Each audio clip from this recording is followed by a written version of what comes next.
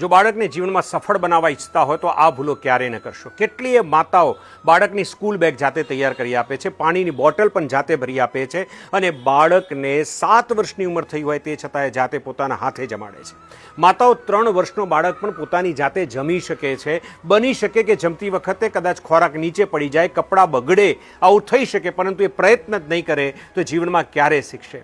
કેટલાય માતા પિતાઓ બાળકને તમામ પ્રકારની સગવડો આપી દેતા હોય છે, એના જીવનમાં કોઈ પણ પ્રકારની તકલીફ ન પડે એવું વાતાવરણ ઊભું કરી દેતા હોય છે, પરંતુ અગવડો પડશે તો જ એ જીવનની અંદર એનું ઘડતર કરી શકશે। આ દીકરીને તમે જોઈ શકો છો, માત્ર 3 વર્ષની ઉંમરની છે અને આ દીકરીને રાષ્ટ્રપતિ દ્વારા સન્માનિત કરવામાં આવી રહી છે, કારણ કે એની પાસે પોતાની બેઝિક સ્કિલ જે છે એ ડેવલપ કરવા માટેનો એને ચાન્સ એના માતા પિતાએ આપેલો છે।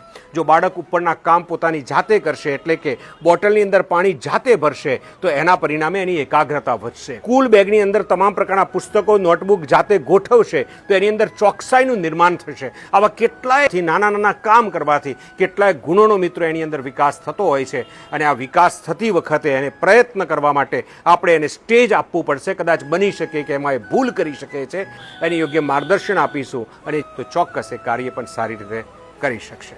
જય હિન્દ, જય ભારત, જય શ્રી રામ।